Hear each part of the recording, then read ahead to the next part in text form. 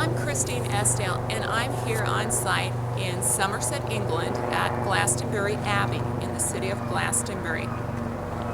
This beautiful historic city is known for Glastonbury tour, probably primarily, and for the Abbey, and for being the site of the Chalice Well, a sacred spring, and also for being known as the site of ancient Avalon, the fairy kingdom.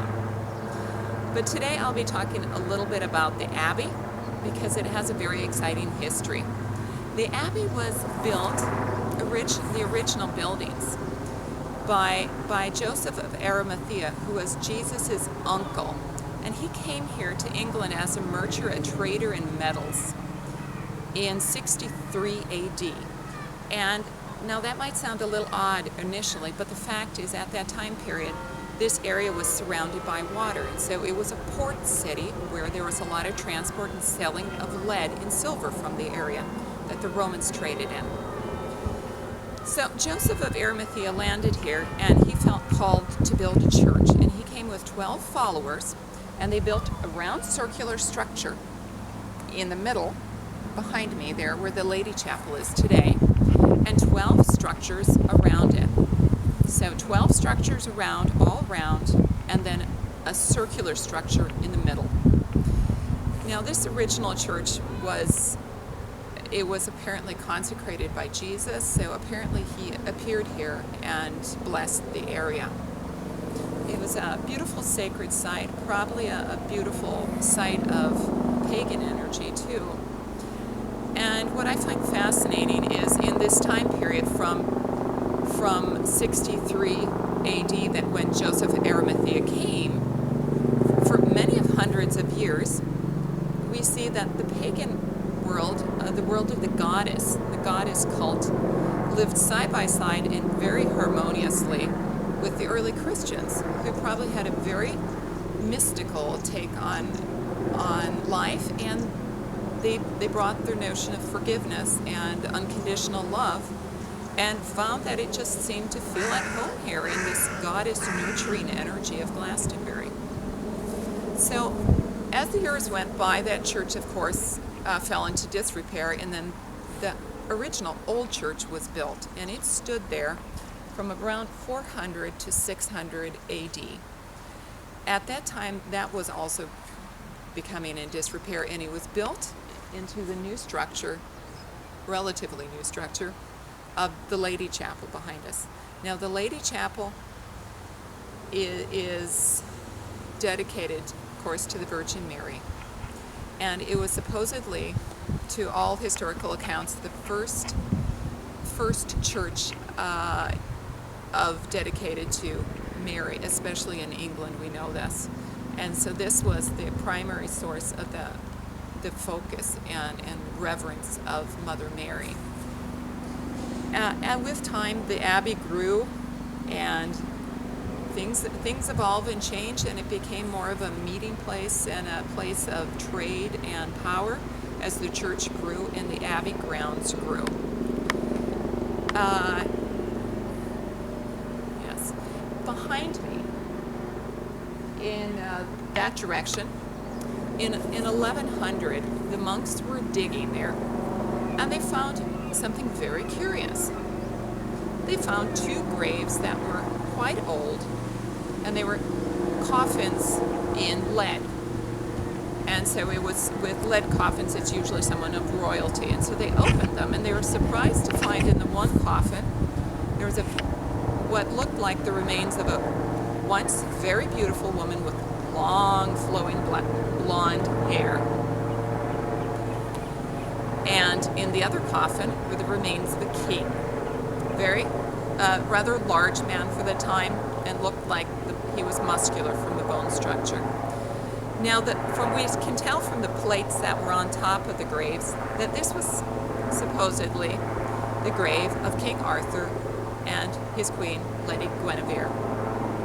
The plates were written in Latin, but shortly after they have disappeared, so no one knows where they are.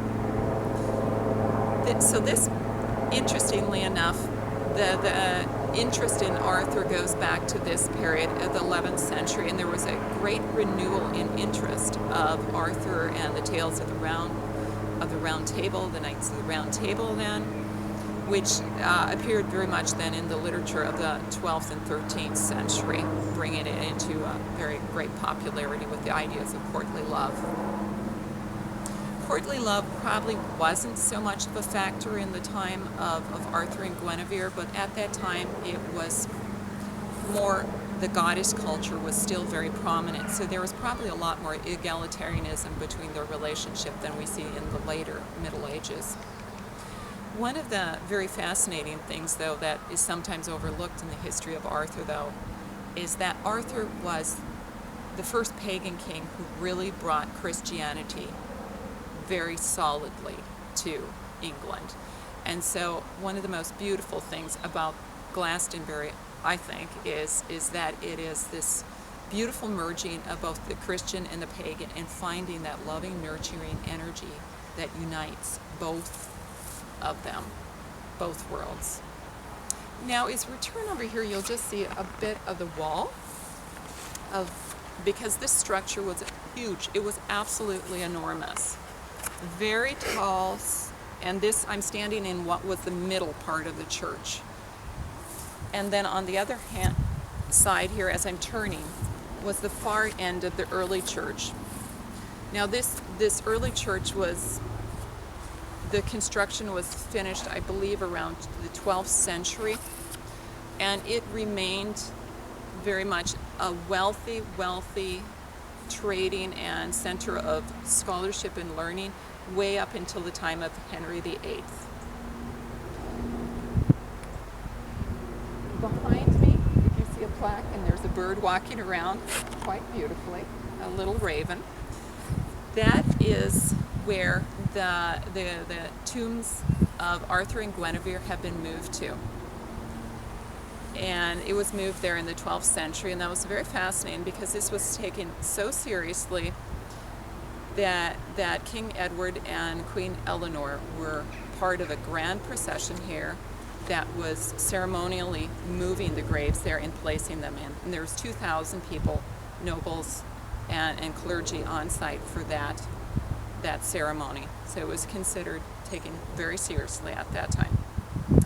So this abbey was an incredibly beautiful place of holding the energy of love and light, constant singing, constant worship going on, a lot of herbalism culture being kept alive, all until the time of Henry VIII, who discovered that this was a brilliant way of getting money quick by simply closing down the Roman Catholic churches and converting them to the Anglican church, where he would take and pocket all the money. So, and that is when this church became dismantled by people. The roof was actually burned off, and people just came and then took slates and parts of the masonry and stone and windows to build houses in the area. In fact, the manor house directly behind me is all constructed of stone from the abbey. Okay, thank you for joining me with this. This was rather a long filming, but it's been a delightful visit here in Glastonbury. I hope you enjoyed this video and maybe had a little something to reflect upon. If you like this video, please go in on Facebook and comment. I always enjoy comments. And you can go into my website, christinesdaile.com, and sign up for my newsletter if you'd like. Otherwise, just thank you for joining me, and many blessings to you from magical Glastonbury. Thank you.